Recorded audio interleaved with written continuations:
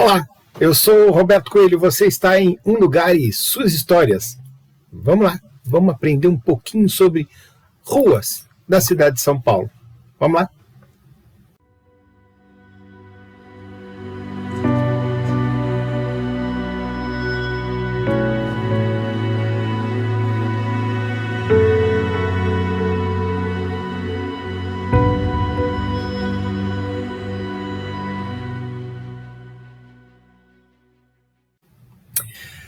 Nós estamos no último dia de agosto e entrando exatamente na primeira semana de setembro, onde nós vamos comemorar aí os 200 anos da independência do Brasil. Entender, independência é quando nós saímos da ideia de monarquia do Reino Unido de Portugal, Brasil e Algarves, para então o Império do Brasil. Tudo bem? Vamos lá? Parque da Independência, ali no Ipiranga, vai ser inaugurado aí agora no dia 7 de setembro. O Parque da Independência é um marco histórico nacional, ali então na colina do Ipiranga, junto então ao riacho do Ipiranga. Dom Pedro então deveria ter, então passando por ali, declarado o país independente de Portugal em 1822. O parque abriga o Museu Paulista.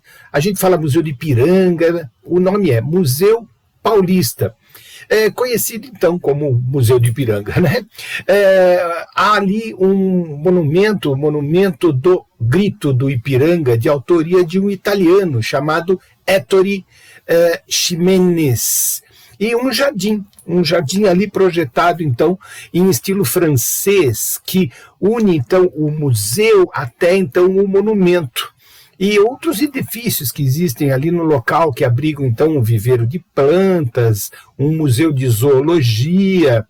Então, localizado ali em um terreno com 120 mil itens em acervo, incluindo objetos indígenas, mobiliários, pinturas, ferramentarias, instrumentos que restauram a vida do país desde então os idos de 1500 até então 1950, mais ou menos, né? Com duas boas bibliotecas e seções arquivísticas de iconografias. Sabia disso? O museu oferece também um laboratório de conservação e restauro muito importante aí para nós aqui do Brasil, né? Nós aqui de São Paulo, né?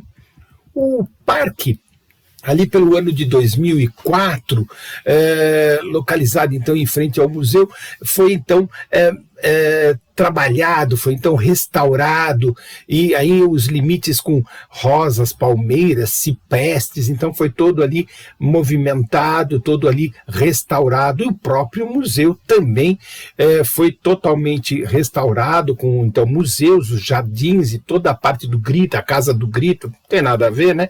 Ela foi construída depois da passagem de Dom Pedro e da independência do Brasil, mas ali a Casa do Grito, então tudo isso são iconografias, maneiras da gente lembrar que o Brasil então ficava independente naquela localidade, por volta daquela localidade ali no ano de 1822. É isso aí, quando você passar ali no Parque da Independência, você já sabe a história, já sabe um pouquinho mais daquele pedacinho de chão ali do Ipiranga.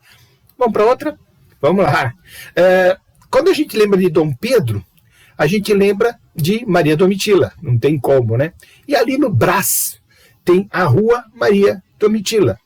Essa rua foi aberta nas últimas décadas do século XIX, 1800 para então 1900, e já constava do mapa da cidade ali em 1890, com o nome já de Maria Domitila. Em 1916, foi então oficializada como Rua Maria Domitila, uma homenagem então à Marquesa de Santos, a então eterna amante de Dom Pedro I, né? Então Maria Domitila de Castro, Canto e Melo, que foi proprietária então de uma chácara naquele local. Nascida em São Paulo no dia 27 de dezembro de 1797, então Domitila, Marquesa de Santos, né, era filha do Visconde de Castro, João de Castro Canto e Melo, e Dona Escolástica Bonifácio de Toledo Ribas. Tá aí, né? No dia 13 de fevereiro de 1813, com apenas 16 anos, então ela acabou sendo casada, né, com um alferes, o Felício Pinto Coelho de Mendonça. Mudou-se então para Ouro Preto, onde nasceram seus 2 primeiros filhos, Francisca e Felício.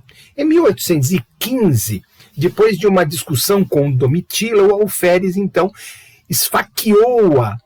Olha que loucura, né? Apesar de estar grávida do seu 3º filho. Foi então que Domitila deixou o marido e voltou para a casa dela, né? Dando luz, então, a uma filha batizada, a um filho, na verdade, batizado com o nome de João, e que faleceu meses depois.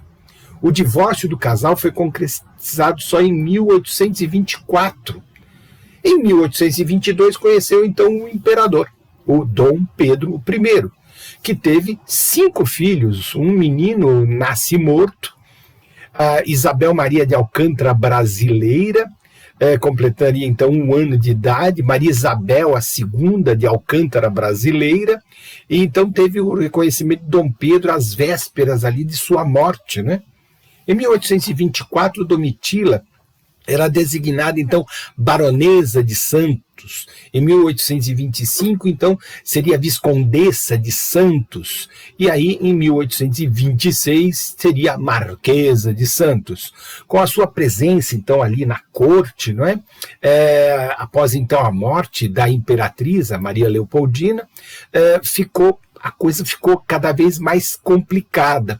Então, em 1833, um liberal, o Rafael Tobias Aguiar, um dos nomes mais ricos da província, então, de São Paulo, a briga em casamento, né? Então, o que acontece? O Antônio Francisco de Aguiar Castro e Basílio Aguiar Castro, né? E aí, então, a marquesa, então, adquire um solar, ainda existente hoje ali na rua Roberto Simonsen, e é uma elegante, rica casa, né? Cheia de prestígios políticos, então reunia a elite social da cidade de São Paulo, e aí, então, ela vem a falecer no dia 3 de novembro de 1867. E está ali, sepultada no Cemitério da Consolação. 2 histórias: Parque da Independência, Rua Maria Domitila. Estamos começando aqui a falar um pouco sobre a independência do Brasil, mas na quarta-feira, no dia 7, a gente volta com um pouco mais de história de ruas da cidade de São Paulo, e lembrando aí os 200 anos da independência do Brasil. Nas quartas-feiras, ruas da cidade de São Paulo. Nas sextas-feiras, eu estou falando das menores cidades com IDHs fantásticos do Brasil. Vem pra cá, assina o canal, ajude a gente, dá o seu gostei ou o seu não gostei, escreve pra gente, pede um assunto, tá lá, ali na nossa descrição, tem lá o nosso e-mail, manda um e-mail, pergunta pra gente, e a gente espera aí a tua contribuição, a tua assinatura, o teu compartilhamento com os amigos. Muito obrigado, até a próxima.